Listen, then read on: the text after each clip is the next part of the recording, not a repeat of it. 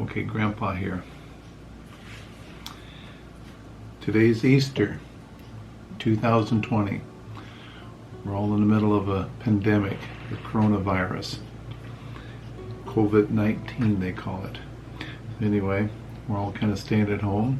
We're celebrating Easter by ourselves. Anyway, today, the story I have for you, since it is Easter, it's kind of a different way of looking at things. Easter is supposed to be the celebration of Jesus Christ's birthday. I don't know if Jesus liked bunnies or if he liked eggs or what the deal is, but for the most part, we think about Easter bunny and Easter eggs. And I don't know why eggs and bunnies, because bunnies don't lay eggs. Chickens do. It would make more sense to have an Easter chicken. But anyway, we don't. We have the Easter bunny. So today's story is the tale of Peter Rabbit. So anyway, I hope you enjoy it, and I hope you have a wonderful Easter.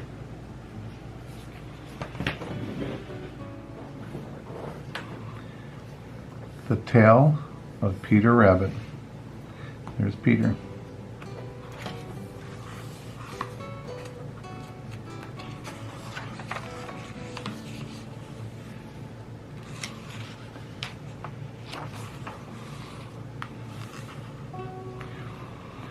Once upon a time, there were 4 little rabbits, and their names were Flopsy, Mopsy, Cottontail, and Peter.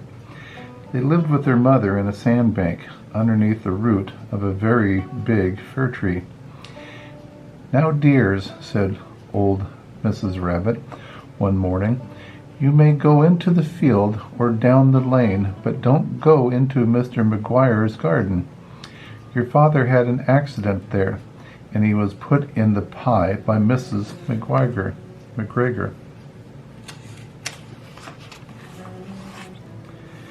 Now run along and don't get into mischief. I am going out."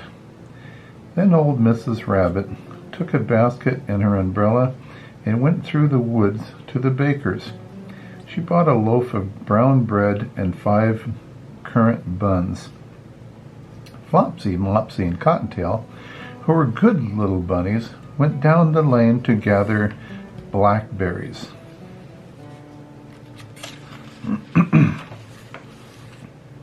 But Peter, who was very naughty, ran straight away to Mr. McGregor's garden and squeezed under the gate. First he ate some lettuce and some French beans, and then he ate some radishes. Oh, he's so naughty. He's doing just what his mother told him not to do. And then, feeling rather sick, he went to look for some parsley.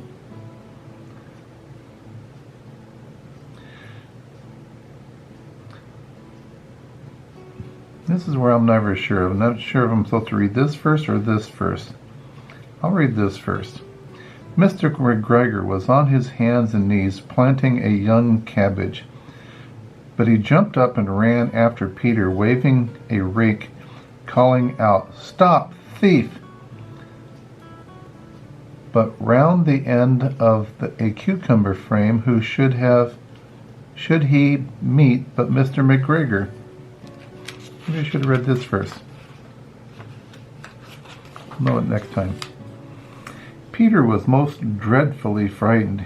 He rushed all over the garden, for he had forgotten the way back to the gate. He lost one of his shoes amongst the cabbage, and the other shoe amongst the potatoes. There's his shoe. After losing them, he ran on 4 legs and went faster, so that I think he might have got away altogether if he had not unforgetfully ran into a gooseberry net and got caught by the large buttons on his jacket. It was a blue jacket with brass buttons, quite new. I hope he doesn't end up in the pie. Peter gave himself up for loss and shed big tears, but his sobs were heard by some friendly sparrows, who flew to him in great excitement and implored him to exert himself. Mr. McGregor came up with a severe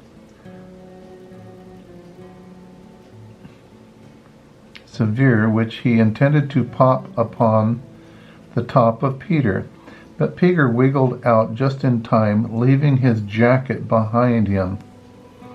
He lost his shoes and his jacket now,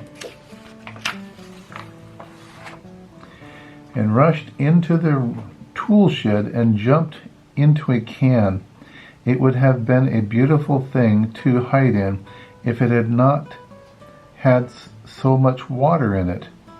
Mr. McGregor was quite sure that Peter was somewhere in the tool shed, perhaps hidden underneath a flower pot. He began to turn them over carefully, looking under each. Presently Peter sneezed. Ka-choo! Mr. McGregor was after him in no time. There he is, looking here. He's just hiding in that pot. The water can. Did I miss something? No.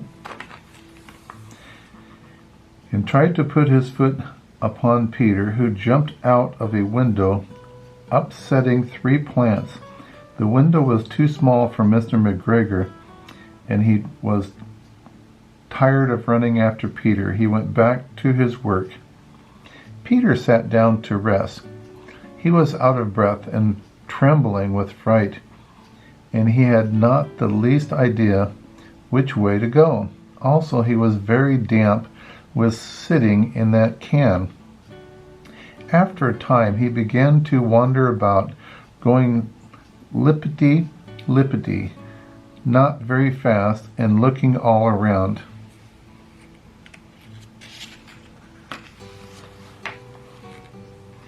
He found a door in a wall, but it was locked, and there was no room for a fat little rabbit to squeeze underneath. An old mouse was running in and out over the stone doorstep, carrying peas and beans to her family in the wood. Peter asked her the way to the gate, but she had such a large pea in her mouth that she could not answer. She only shook her head at him. Peter began to cry. Then he tried to find his way straight across the garden, but he became more and more puzzled. Presently he came to a pond where Mr. McGregor filled his water cans. A white cat was staring at some goldfish.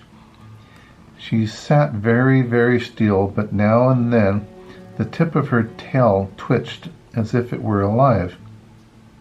Peter thought it best to go away without speaking to her. He had heard about cats from his cousin, little Benjamin Bunny.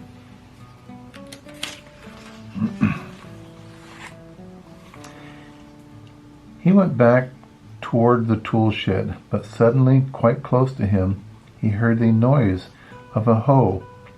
Scratch, scratch, scratch, scratch. Peter scuttered underneath the brush, but presently as nothing happened, he came out and climbed upon a wheelbarrow and peeped over. The first thing he saw was Mr. McGregor hoeing onions. His back was turned towards Peter, and beyond him was the gate. Peter got down very quietly off the wheelbarrow and started running as fast as he could along a straight walk behind some black currant bushes. Mr. McGregor caught sight of him at the corner, but Peter did not care. He slipped underneath the gate and was safe at last in the wood outside the garden. Here he goes.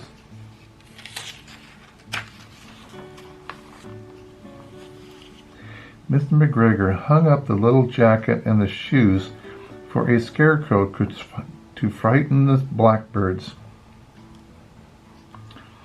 Peter never stopped running or looked behind him till he got home to the big fir tree. He was so tired that he flopped down upon the nice soft sand on the floor of the rabbit hole and shut his eyes. His mother was busy cooking. She wondered what he had done with his clothes. It was the second little jacket and pair of shoes that Peter had lost in a fortnight.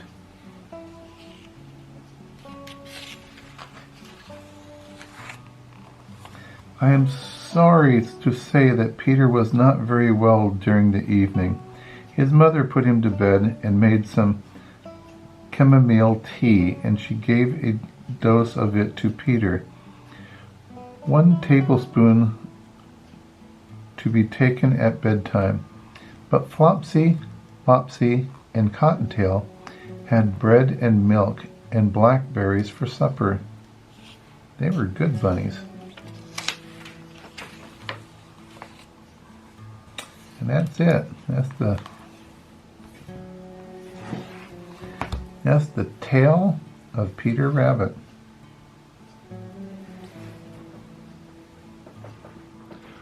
And there you have it. Peter Rabbit was a naughty bunny. But anyway, he's who we think about on Easter. And so don't you be naughty. See, if you're good bunnies, then you get blackberries and get a nice dinner before you go to bed. Anyway, happy Easter.